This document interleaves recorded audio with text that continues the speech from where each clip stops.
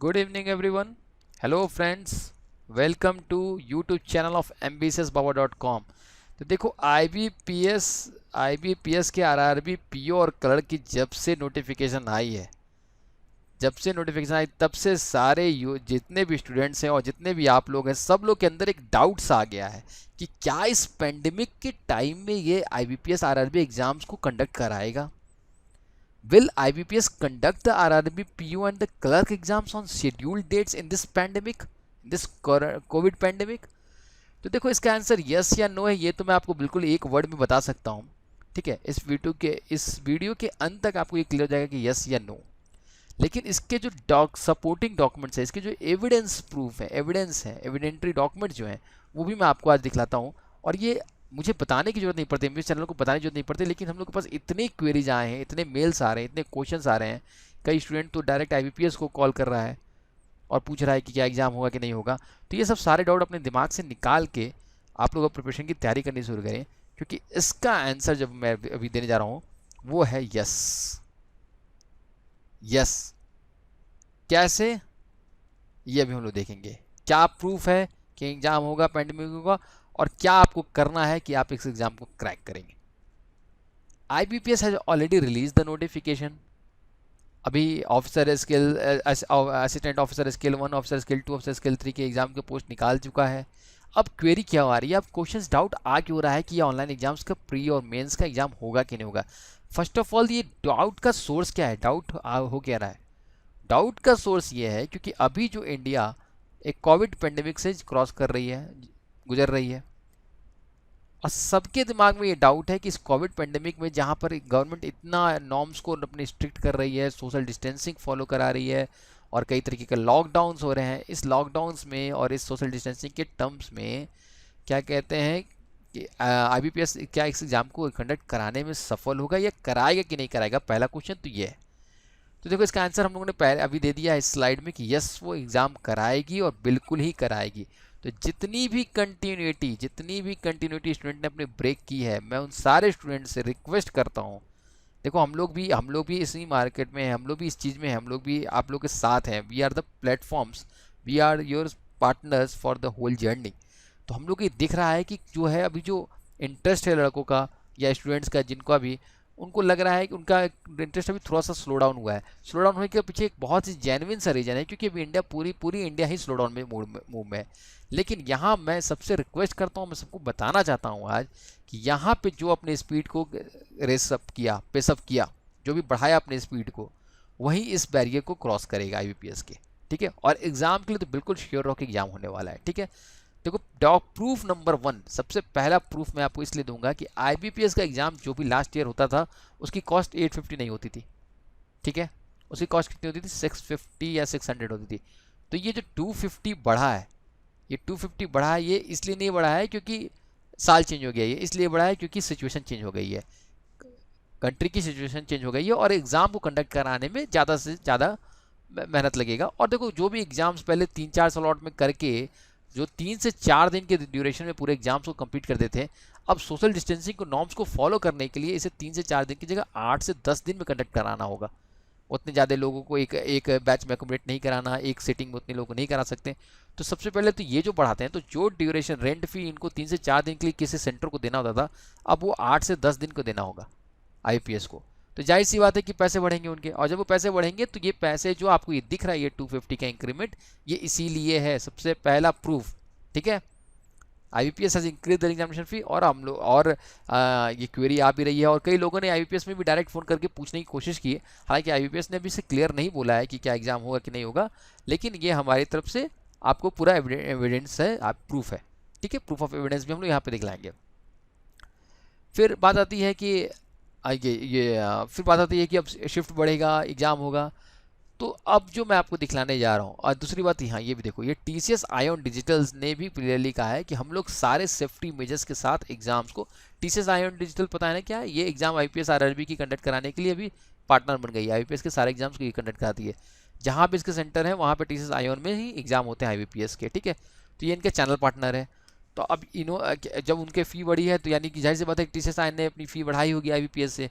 क्यों बढ़ाई, क्योंकि वो अब रेडी है with all the safety measures, he is ready to take the exam. TCS Ion ready to take the exams, ठीक है। नाउ अब जो प्रूफ आपको हम लोग दिखलाने जा रहे हैं ये आपकी पूरी डाउट क्लियर कर देगा। पेज नंबर 16, नोटिफिकेशन के पेज नंबर 16 पे जो 5 से 6 बातें कही गई है उसका सीधा सीधा कहने का मतलब है कि देखो IBPS के लोग और अभी जो करंट जो सिचुएशन चल रहा है ये हम लोगों से बेहतर या आप लोगों से बेहतर वो भी जानते हैं कि ये पेंडेमिक सिचुएशन इतनी जल्दी अचानक से फुल स्टॉप नहीं लगने वाला, ये भी चलते रहेगा, स्लो डाउन जरूर होगा, जरूर कम होगा, जैसे कोशिश चल रही है, लगातार कोशिश चल रही है इस पेंडेमिक को स्लो डाउन करने के लिए, इस चैनल को, इसका पूरी ट्रांसमिशन को ब्रेक डाउन करने की, लेकिन अचानक से नहीं होगा। उस बीच में भी IBPS RRB का नोटिफिकेशन आता है, उस बीच में भी IBPS RRB बोलता है कि हम लोग एग्जाम लेंगे, तो उसके पीछे का प्रूफ ये है कि यहाँ पे जो वर्ड लिखा गया है, देखो पहला प्रूफ तो हम लोगों ने एग्जाम फी देखा, social distancing mode conduct of exam related instruction, social distancing mode में ही एग्जाम होगा। इसका मतलब कि अगर कोरोना पेंडेमिक रहता है या स्लो डाउन हो जाता है या नहीं रहता है, सोशल डिस्टेंसिंग मोड में एग्जाम होगा, ठीक है। यहाँ आप लोगों ने देखा। फिर यहाँ पे आपको क्या लगता है, यहाँ पे जो लिखा गया आइटम परमिटेड, जो आज तक IBPS अपने सेंटर पे किसी भी चीज़ को अलाउ नहीं करता था, वहाँ पे IBPS ने क्या बोला कि mask, wearing A mask is a compulsory, mask पहन कर रहना कंपल्सरी है, ग्लव्स आपको लेकर आने हैं, पर्सनल ट्रांसपेरेंट वाटर के बॉटल लानी है, पर्सनल हैंड सैनिटाइजर लानी है। तो ये जो 4 से 5 आइटम आपको दिख रहा है ये डायरेक्ट इंडिकेट कर रहा है कि एक कोविड पेंडेमिक के सिचुएशन के कंसीडर करते हुए इस IBPS RRB ने की नोटिफिकेशन आई है। मतलब इस नोटिफिकेशन आने से पहले उन्होंने भी इस चीज़ पे गौर किया है और उन्होंने यहाँ पे क्लियर बता दिया है कि अब हम लोग एग्जाम इसी कंडीशन में लेंगे because show must go on, ठीक है। उसके बाद से अगर आप यहाँ पे देखो तो इन्होंने 7th नंबर पॉइंट पे ये कितना क्लियर लिखा हुआ है यहाँ पे कि both candidates and the scribes will require to wearing N95 mask. यहाँ पे तो इन्होंने मास्क की डिफिनीशन भी बता दी कि N95 मास्क ही आपको पहनकर रहना है, ठीक है। अपने ग्लव्स खुद को लेकर आने हैं। फिर यहाँ पर अगर देखो पॉइंट नंबर 9 में ये लिखा हुआ है after Aarogya Setu status display at entry gate candidates will be required to switch off their mobile phones. ये मोबाइल फ़ोन जो भी स्विच ऑफ करेंगे उसके स्विच ऑफ करने से पहले उनको अपने आरोग्य सेतु में ऐप में अपना स्टेटस दिखलाना है कि आगे सेफ है, लो रिस्क है, मॉडरेट रिस्क है, क्या रिस्क है। तो कैंडिडेट विद द मॉडरेट और the high risk status on the Aarogya Setu will not be allowed entry. तो ये जो इतनी जो सीरीज ऑफ आपको प्रूफ्स दिख रहे हैं कि norm, social distancing norms, mask, gloves, sanitiser, क्या कहते हैं, वाटर बॉटल, फिर आपको यहाँ पे ये वेयरिंग 995 मास्क, फिर यहाँ आरोग्य सेतु ऐप में क्या कहते हैं ये डिज़ाइन, ये मॉडरेट और हाई रिस्क की बातें, और मॉडरेट आरोग्य सेतु ऐप बहुत रहना जरूरी है। ये सब आप पेज नंबर 16 और टेम्परेचर देखा जा रहा है, नीचे टेम्परेचर दिया गया है, थर्मोगन से आपका टेम्परेचर देखा जाएगा। 99.14 से अगर टेम्परेचर आपका ज़्यादा है तो आपको एग्जाम में नहीं बैठने दिया जाएगा, या किसी भी तरीके का सिम्टम अगर आप में डेवलप हो रहा है कोरोना वायरस का तो वो चीज़ आपको एग्जाम में अपीयर नहीं करने देगी। तो ये page number 16 is the remarkable page for your notification. यहाँ पे इन्होंने क्लियर कर दिया है कि एग्ज़ाम होगी।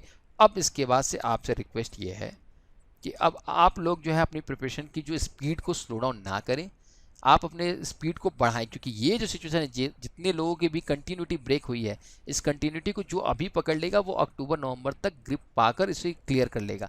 लेकिन अगर ये कंटिन्यूटी मिस हो गई और मिस होती गई तो this is going to be a big big big gap and big big risk for each and every student. तो ambitiouspower.com की तरफ से आप लोगों के लिए एक बहुत ही इंपॉर्टेंट मैसेज है कि ये एग्ज़ाम कोविड पेंडेमिक सिचुएशन को देखते हुए की गई है और ये 100% होगा, तो आप उसके लिए रेडी रहें। फिर देखो, फिर एक सेकंड डाउट आप लोग का लगातार ये आ रहा है कि इसकी क्या कहते हैं, जो भी कैंडिडेट अगर किसी स्टेट से बिलोंग करता है, ठीक है, वो दूसरे स्टेट से एग्ज़ाम दे सकता है कि नहीं दे सकता। ये एक बहुत ही कॉमन सी क्वेरी हम लोगों ने ऑब्जर्व की है, बहुत ढेर सारे मेल्स में ये पूछा गया है कि सर मैं तो बिलोंग करता हूँ यूपी से, क्या मैं कर्नाटक से, गुजरात से फॉर्म भर सकता हूँ? सर मैं कर्नाटक से बिलोंग करता हूँ, क्या यूपी से फॉर्म भर सकता हूँ?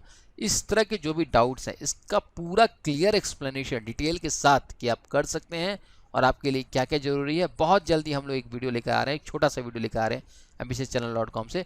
तब तक आप ambitious चैनल बाबा के साथ जुड़े रहिए, क्योंकि ये जो इंपॉर्टेंट क्वेश्चन है आपका, क्योंकि जहाँ पे नंबर ऑफ सीट ज़्यादा है, आप अगर उसको भरना भी चाहते हो तो आपके लिए क्या एलिजिबिलिटी क्राइटेरिया होगी, आप कैसे उसे वो फॉर्म फिल कर सकोगे, कैसे उसको क्या कहते हैं आप एग्ज़ाम दोगे, क्या क्या आपको प्री रिक्विजिट करना है, वो एग्ज़ाम देने के लिए, वो सब हम लोग नेक्स्ट वीडियो में, छोटे से वीडियो में कवर करेंगे।